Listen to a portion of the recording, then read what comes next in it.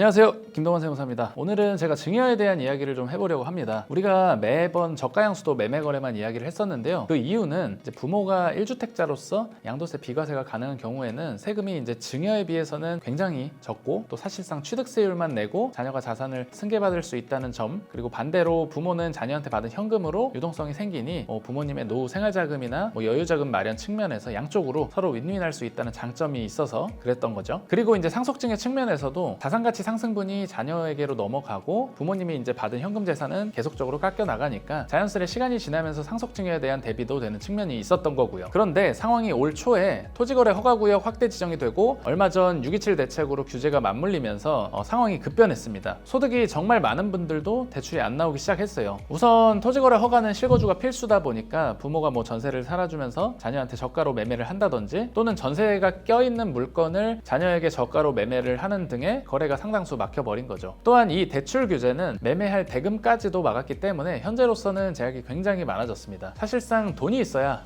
매매 거래를 할 텐데 30, 40대 자녀가 유동현금이 많아야 사실 얼마나 많겠습니까? 평균적으로 2, 3억 정도 당장 지불할 수 있는 유동현금을 보유하고 있으면 사실 정말 많은 겁니다. 그럼에도 불구하고 이 대출 없이 이 정도 자금으로는 서울 아파트를 매수하기에는 아무리 저가 매수여도 답이 없는 거죠. 상황이 이렇다 보니까 부모님의 건강상의 이슈나 여러 가지 이유로 기다릴 수 없는 상황에 직면했다면 차라리 증여를 하는 것이 여러모로 도움이 되는 케이스들이 보이고 있습니다. 증여가 매매에 비해서 어떤 장점이 있는지 하나씩 좀 짚어드리도록 할게요. 첫 번째로는 같은 돈으로 더 많은 지분을 승계를 받는다는 겁니다. 최근에 서초구에 있는 어머님 소유 아파트를 승계받으려는 고객분이 오셨는데 어머님이 최근에 갑자기 건강이 안 좋아지시면서 상속이 걱정되기 시작했고 덩달아서 이제 아파트는 재건축 이슈가 생기면서 실거래가 30억 원의 거래가 된 거예요. 상속세로 엄청나게 낼 불안감에 직면하신 거죠. 그런데 위에서 이제 얘기 드린 것처럼 해당 자녀분께서 가진 현금은 약 3억 원 정도였습니다. 요즘 이제 저가 매매를 많이 한다는데 본인도 그렇게 거래를 하고 싶다고 하시는 거예요. 그런데 이제 여러 가지를 따져봤더니 상황이 여의치 않아서 저는 이제 하지 말라고 조언을 드렸고, 대출도 안 나오는 상황에서 3억 원 현금으로 30억짜리 아파트를 매매를 한다? 이 현금으로 30억짜리 아파트 몇 프로 지분이나 가져올 수 있을까요? 물론 부모님이 10년 이상 거주하셔서 양도거래를 하면 양도세가 굉장히 적게 나오기 때문에 우리 가정 전체의 재산 손실을 최소화할 수 있다는 장점이 있지만 상속증여 측면에서 나아지는 게 전혀 없다는 거예요. 왜냐하면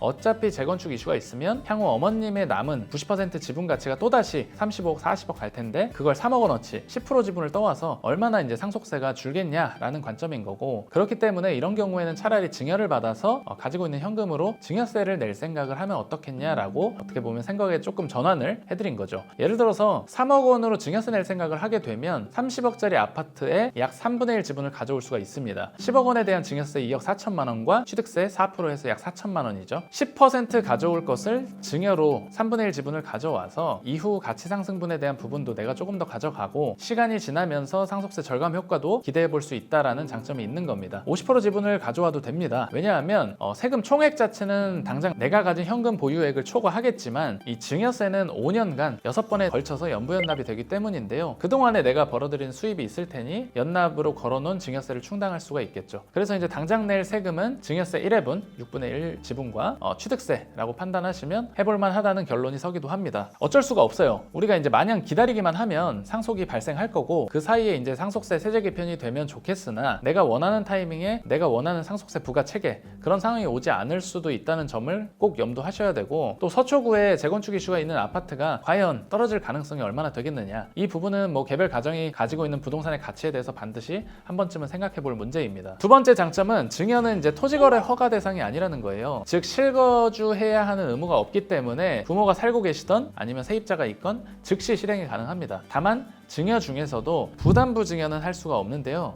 단순 증여만 가능합니다. 유상거래가 일부라도 들어가게 되면 모두 토지거래 허가 대상이고 실거주가 필수적입니다. 이 점을 참고를 하시고요. 세 번째는 위에서 말씀드린 바와 같이 유동성을 크게 해치지 않는다라는 게 장점입니다. 즉 5년간 6번에 걸쳐 연부연납이 가능한 부분이 바로 이 내용인데요. 증여세가 3억 원이 나오더라도 1년마다 내야 하는 증여세는 매년 5천만 원씩인 거죠. 다만 이 경우 이제 이자는 발생하고요. 그래도 어떻게 보면 그게 낫다고 생각을 합니다. 있습니다. 실제로 제가 임차하고 있는 사무실 건물이나 제가 담당하고 있는 건물주분들 상당수도 오랜 기간에 걸쳐서 자녀에게 이제 사전 증여를 해주면서 승계를 해나가고 있습니다. 결과론적인 이야기고 앞으로 어떻게 될지는 아무도 모르는 거지만 서울 요지에 있는 부동산은 모두가 일찍 증여를 시작하신 분들은 행복한 결말을 얻었습니다. 어찌됐건 이번에는 항상 매매 이야기만 하다가 토지거래 허가 규제와 대출 규제로 인해서 지금 시점에서 자산 승계를 꼭 해야 한다면 증여도 꼭 하나의 옵션으로 시뮬레이션 해보면 좋겠다는 내용 전달드리면서 오늘 내용 마치도록 하겠습니다. 오늘 내용이 도움이 되셨다면